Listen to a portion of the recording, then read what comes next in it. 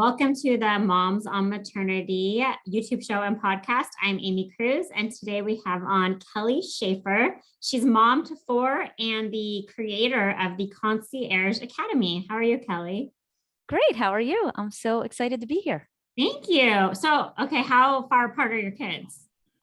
So my kids are, my youngest now is 16 and my oldest is 32. Wow. So what is that? So it's 16 years. Yeah. They're 16 years apart from top to bottom. That's amazing. Yep. And there was 11 and a half years between number one and number two. Wow. Well, that's an amazing story already. Anything to share in terms of the difference between the first set and the second set as a parent? Oh my goodness gracious. I could honestly, I could sit here and talk to you for hours. So the biggest difference, honestly, in my two biggest differences. One, when my oldest daughter was born, there was not social media and cell phones did not exist then. So life was much simpler, both I think for her and for myself, right? There was not this constant barrage of information. And then the other side to that, though, is I was a very, very young mom. I was 15 when my daughter was born. I was trying to figure that. I'm like, wow. I know you're trying to calculate it in your head, right? You're like, you don't look right. I always go, I was 10. Yeah. So she was about 6 weeks old when I turned 16.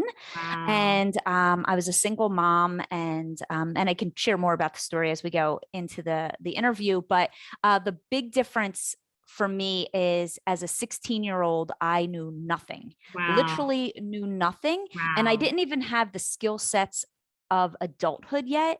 And so between then and raising my kids now, I'm a much more, honestly, I'm more relaxed. I'm much more laid back. And as I want to look at it, I'm more of an evolved parent. Whereas when she was a kid, I was very strict and there were a lot of rules that we had to stick to. And because that's all I knew. And so over those years, though, I've learned that that need for control is not necessarily necessary. And so those are the two biggest things I would say. Wow. What an inspiring story already. So you started your career, your primary career before the Concierge Academy was you were a nurse. Yes.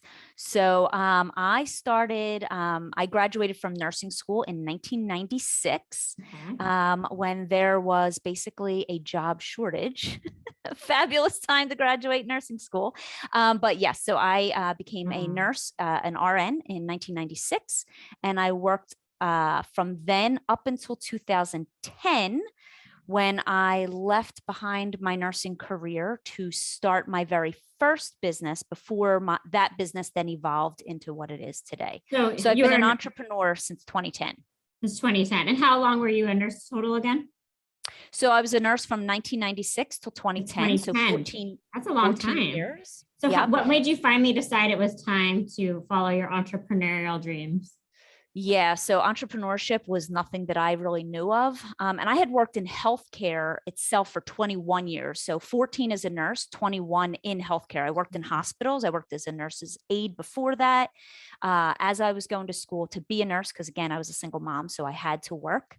That was not an option for me.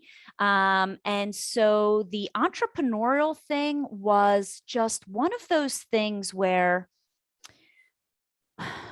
there was this feeling inside that I was quote unquote meant for more, but I didn't know what in the world that even meant. So my family, they were all laborers and factory workers. Most of the women were waitresses. They all worked as in waitressing, and the men worked in factories. And my mom worked both either in a factory or in as a waitress. So this whole entrepreneurial thing was way out of my league. I had no idea. I didn't even know what an entrepreneur really was. I only knew that something inside was stirring this desire to do more, be more, have more, create more. And I felt like where I worked began to stifle who I was as a human being. So we all have like this story of wanting to break out of the chains of, corporate America. And I didn't even know that that's what corporate America even was. Again, that's all I knew. But what I did know is that I loved my job and I loved what I did, but every day that I was going to my job, as much as I loved my patients and what I did, there was something that was sucking my soul. And so I started to ask questions of myself of what I wanted to be when I grew up. And I was shocked by the answers that I gave myself. Wow. So let's keep going. What answer did you give yourself? So the answer I gave myself was, I have no idea because I don't know how to do anything. What do you mean? You had so many skills at the time. Okay, so that's why I wanted to bring that up, because I know that your listeners are moms. And so I'm here to tell you, you have skill sets that you are innately good at. But I did not think or realize that I had skill sets. So I literally would say to myself, I don't know how to do or be anything other than take care of people. I have no skills other than being able to take care of people. I can take care of people. I really can manage a household. Like, I used to joke around and say I was Mary Poppins, because I love to have my house organized, cleaned, meal planning, having all the things done. I would watch other friends and moms not have that same lifestyle where they could relax at the end of the day. I'm like, yeah, I've been done since 4 p.m. Right. Wow. So but I didn't think that was a skill set. I just thought, I only knew how to take care of people. And I didn't. So I want to back up a little bit to this idea of something you just said around break the chains of corporate America. Where did you come up with that metaphor? I don't know. I think just since being in the entrepreneurial world, most people want to leave corporate America because they feel like to me, it feels like you're chained in. Like, you can't be all you want to be, whether it's your personality, whether it's just the way you think. So in nursing, like, I had to stick to, of course, we had to stick to rules and so forth, because that's how we kept patients alive. But to be able to have like your own creative thought, like, I think I can make this work better over here by doing that. Yeah. Like, that was not allowed. Okay. Totally can resonate with that. Yep. That makes sense. So how long did it take to get your business off the ground after leaving nursing? So I am a creature of control and habit. I like things to be a certain way. So I was like, I can't leave my job until I start my business. And then I was stuck in this, I can't start my business until I leave my job. So I think it was in about August of 2010. That's such a common problem. I get questions all the time, like, should I leave my job? Like, I really want to focus on my side business. What should I do? So keep going. Well, yeah. So, I mean, honestly, I think it's an individual decision for every person based on their willingness to go all in on the business. Because deciding to start a business and going all in and getting paying clients, there is a gap there, right? And being prepared for that gap of, I open my doors, yay, where are all the clients at, right? Yeah. There is a gap there that you have to be prepared for. And so honestly, that really depends on your financial abilities as well. Like, are you going to starve if you don't bring money in next month? That would not be the right decision to just hop out of your job. A lot of people can start businesses and start it as a side hustle. And then as you develop the skills and the honestly proven track record where you're getting paying clients, as that starts to move forward, then I think it's like rip off the Band-Aid and just dive all in. But everybody has to make those decisions based on really what fits their lifestyle as well. So you started your business while you were still nursing. And what was it?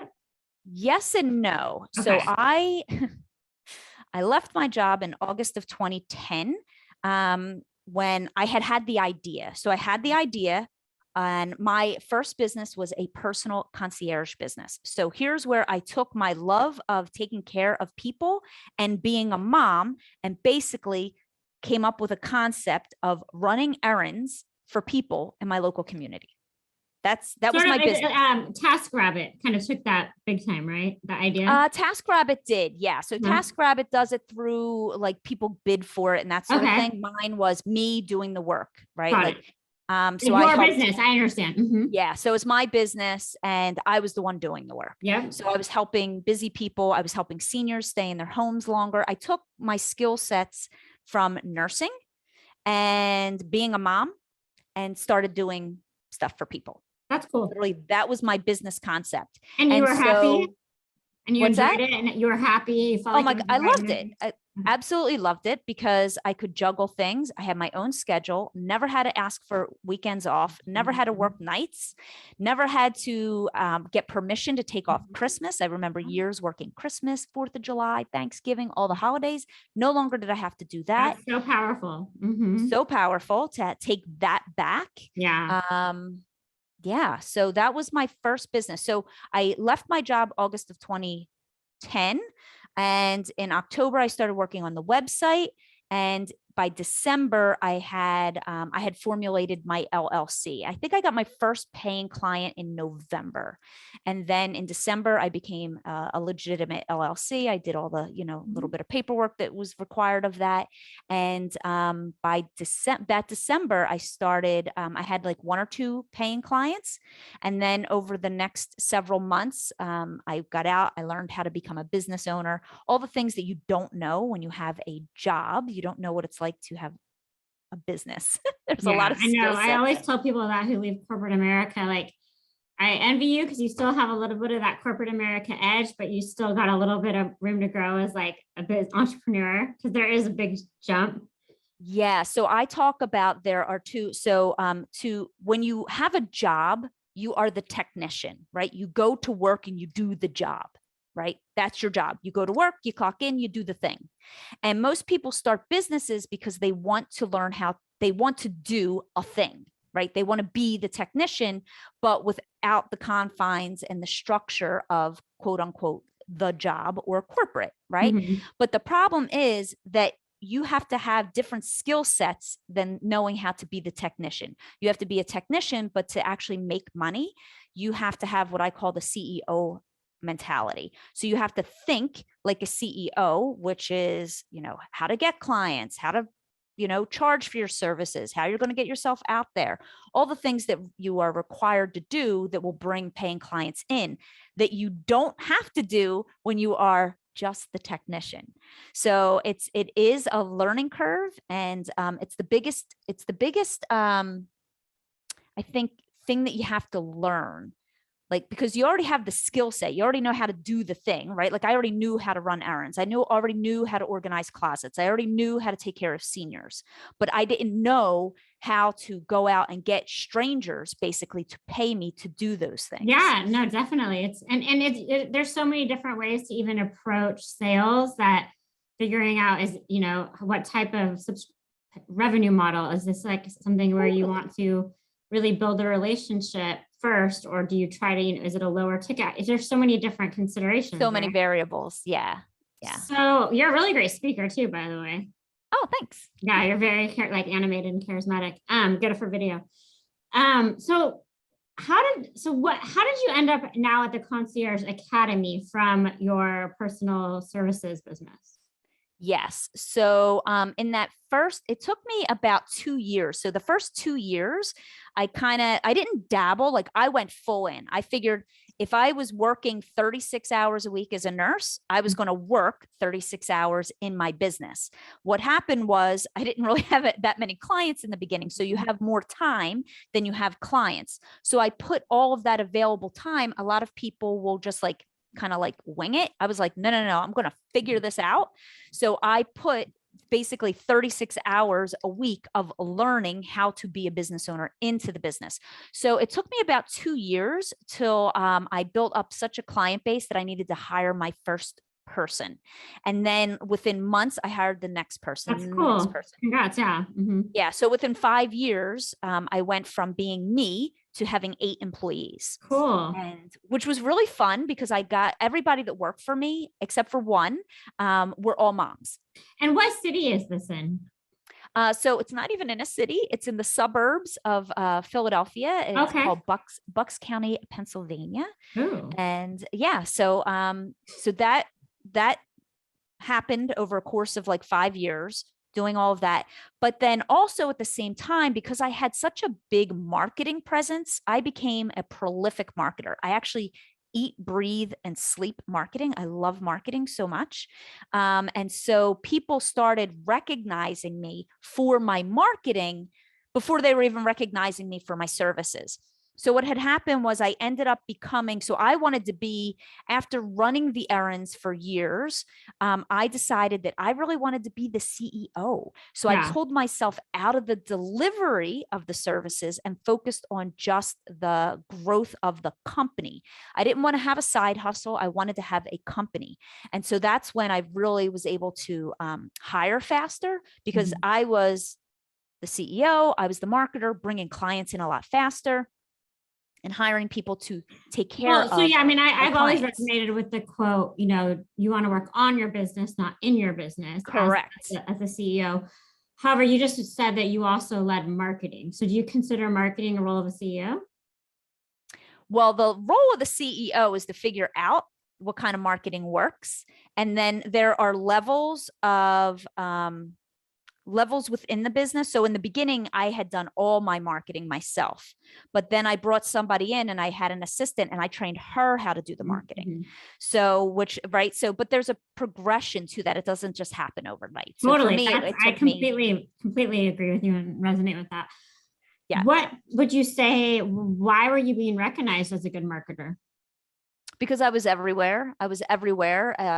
Prolific, as they would say. Like, where were you? What's that? Where were you, for example, when you say you were everywhere? So I had a social media presence. I have been on the news. I've been in local newspapers dozens of times. I'm a 10-time award winner locally. I was a author. What did you write? I have so my first 3 books that I was part of, it was part of a trilogy series that I was a co-writer. So there were 30 of us, I think, in each book, somewhere like that. I forget. It's been years now, where I contributed a chapter to each book. So that had, a big that's great. That's very cool. Yeah. Okay. So now what does the Concierge Academy do? And I guess you said that it was officially launched at what year? So technically I started coaching. So what happened is other people who wanted to build businesses like mine, they do what everybody else says. They go to Google and they say concierge services. And so I would pop up in a lot of people's feeds. And so people started reaching out to me from all over the country saying, how did you do this? How did you get clients? How are you pricing? How are you doing this marketing? Are you paying somebody to do your marketing? And all these questions started coming to me. And so literally in 2014, on a Friday afternoon, I blasted some music, I popped a cold beer, and I pulled out my sticky notepad and I wrote down all the things that I wish I had known when I started my business. And one thing at a time, I wrote it down on this little sticky note and I put it all over my wall, and then I rearranged them so that they all made sense. And then I started helping people and doing group programs where people would hire me as their business coach, and I would help them set up businesses. It's not a franchise. So do you help people with any business, or do you really focus in on people that want to do like that personal services, concierge service? So I can help anybody with any business, but my niche really is people who are offering personal services locally. Those are the people I resonate with. Those are the people I love to death.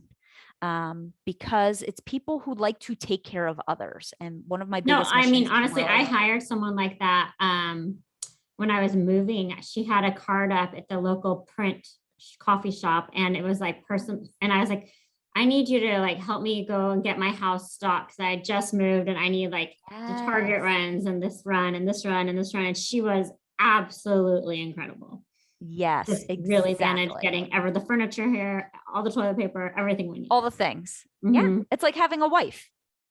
It was great. So that's cool. So then you basically are a business coach now. That's how you spend most of your time? Yes. Yep. And that's done via one-on-one consulting, or? No, I don't do any one-on-one. We have group programs exclusively because I did one-on-one for a few years when I was balancing both both businesses at the same time. I did a little bit of one-on-one here and there, but what I realized is that everybody that was doing one-on-one, they were all asking the same questions, and it's everything that I put on those Post-its and those sticky notes. So I created 2 programs since then. They've morphed over the years. How do you deliver them? Like, how would someone sign up for it? Yeah, so we only open doors for registration. We have what we call the Fully Booked Business Club. We open that once a quarter, and our 100K Club, we only open twice a year. So that's how we run our group programs, because this way people are doing it in a group, because again, people do better when they're in a group. So then don't you have a ton of extra time on your hands? Yes and no. Yeah, I mean, you're kind of enjoying life now a little more. Kind of not definitely enjoying life a little bit more.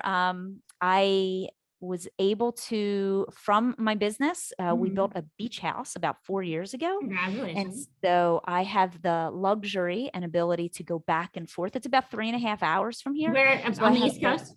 Yeah, on the East Coast. Yep. And so I can go back and forth however many times a year that I want. Yeah, that's awesome. Awesome.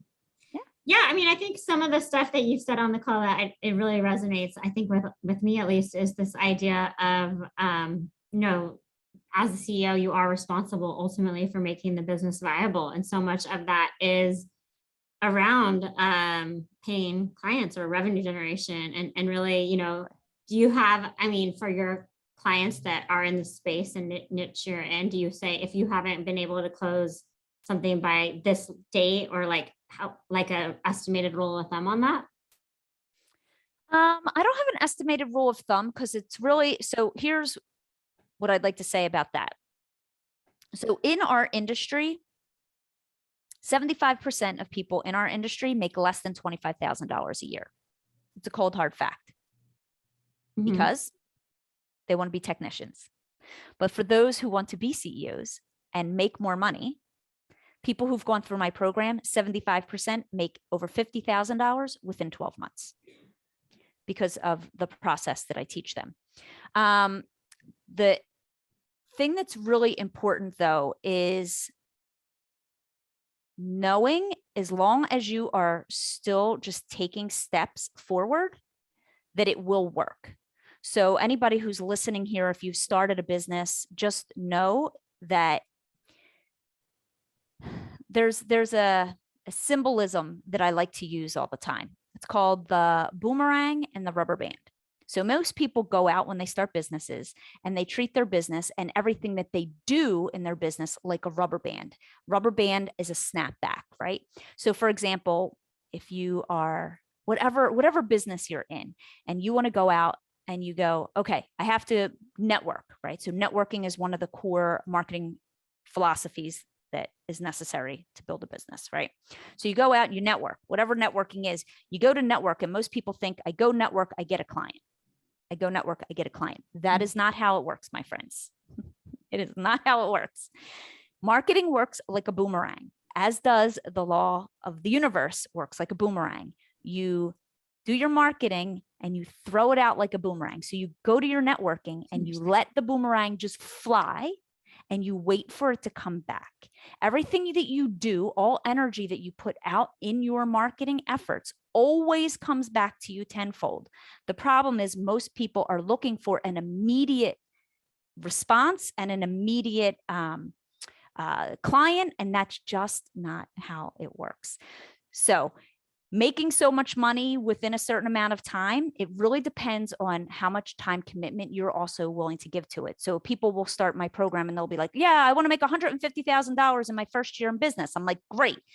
You can do that, but you also have to be willing to put in the amount of effort and work that it's going to take to create that. And a lot of times there's not a value to income match, right? So they put in $20K of value into building the business, expecting to get out $100K.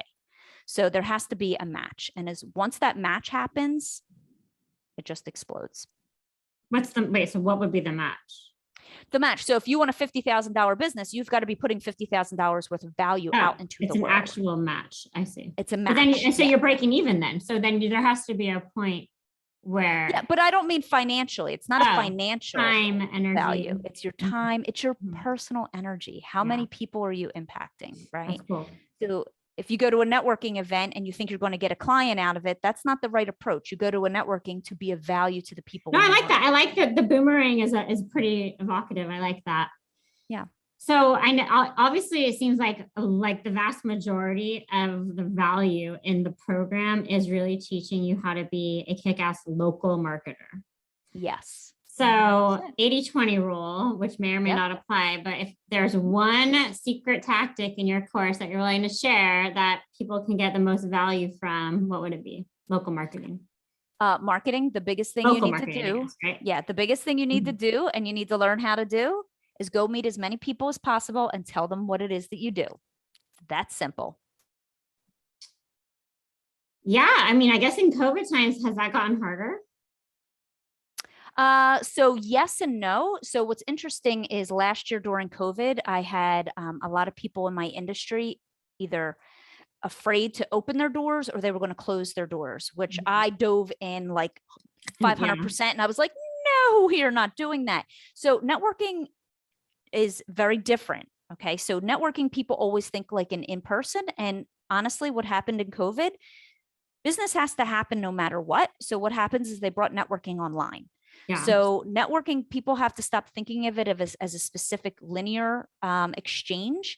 And there is a variety of ways to network. And so networking was happening online. And honestly, it made it easier for the people to network because let's say your networking group, your chamber of commerce, your BNI, or whatever it is that you go to is 45 minutes away and it's 45 minutes back. That's an hour and a half of your time that you just got back. Yeah. So you take that hour and a half and you go and you show up on another online networking event. Yeah. COVID, there's never an excuse. Whatever problems happen in your business, you just have to solve for the problems. Cool. Well, that's a great tip. Yeah. I mean, networking events, definitely always something very powerful. Well, this has been a really fun conversation. And I understand why you do so well at events because you are so charismatic. So do you think that has obviously, is that part of learning how to be good at networking events? So my very first networking event, I tell my students all the time, I parked my mom van under the lights of in the parking lot and I puked outside my car. Oh my God, you're so funny. Because I had no idea. And I entered a room that had over 150 other business owners. You were that nervous? You really puked? Oh yeah. Yeah. I hate speaking in public. Yeah. It's not my favorite thing to do, but I've gotten over it and out of my own way. Yeah. And it's the skill that the skill you have to learn is to just be willing to talk about what it is that you do. And when you're passionate about what you do, you can't help but just talk about it. Yeah. So those first networking events, I did it all wrong again, right? I did the thing where I was showing up with my business card saying, here, let me go, do this for you. And that is not how you network. But I didn't know that because I didn't have anybody teaching me. That's so interesting. Yeah. This idea of being like passionate about what you do and wanting to talk about it. Because a lot of times like people like, so like, what do you do? Sometimes you're just like, oh, I just don't feel like talking about work right now. But that's bad. You always want to be talking about work then. I don't know. I feel like that's interesting. Yeah. Why would you not want to talk about it? Yeah, no, I think that's interesting. If you ever find yourself like, oh, I don't feel like talking about my work right now, maybe that's a sign that you're off your path a little bit, right? Perhaps, or you've been hustling too hard. So a lot of people try to solve their problems, especially in business or even in your life, right? We try to solve our problems through hustle. Yeah. And hustling does not actually solve your problems. It just keeps you in a cycle of hustle. The thing that gets you out of hustling is just having better quality thoughts and thinking things through at a higher level. And when you think at a higher level, then you can still accomplish what you need to get done without that hustle. Yeah. And I think with moms in general, we've been told, I know my mom, she came from the generation where they were like the first generation who were told they could have it all. And, and then that trickles down onto us, how we can really have it all, right? With the money too, and the husbands and the hot husbands and the well-behaved kids, and we can all have it all.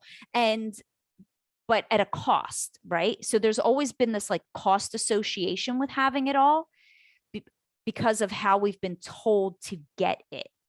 But you can have it all. It just our all looks a little bit different. And the way we get there is by thinking a little bit more strategically. Yeah. I mean, it's kind of slow. You got to slow down. You can't, I think that's the trick, right? Of course. And there's Cool. there's literally no reason why you can't, look, I've been there. I started my youngest when I started my business was not quite 5 yet. And I would literally drop him off at preschool. Well, so how many years did you event. say it took you till you felt like you were successful? Well, successful is a mindset. It is. So I probably didn't think I was successful until probably 6 months ago, but I've been successful. Yeah. In this. Well, yeah, absolutely. Definitely. Yeah. Well, this has been super awesome. So the website is the conciergeacademy.com. Is that right? Yeah. The conciergeacademy.com. Very cool. This is awesome. Any final words for the moms out there? Let's see. What do I want to say? There was something that was popping up for me. The thing I want to just say to the moms is that you have value and worth no matter what it is that you're doing, whether you were working inside or outside of the home, and that everything is available to you. You just have to be willing to believe that you can have it. That's it. Beautiful. You're so awesome. Thank you, Kelly, so much. We enjoyed the conversation. Yeah, you're welcome. All right, bye. Bye.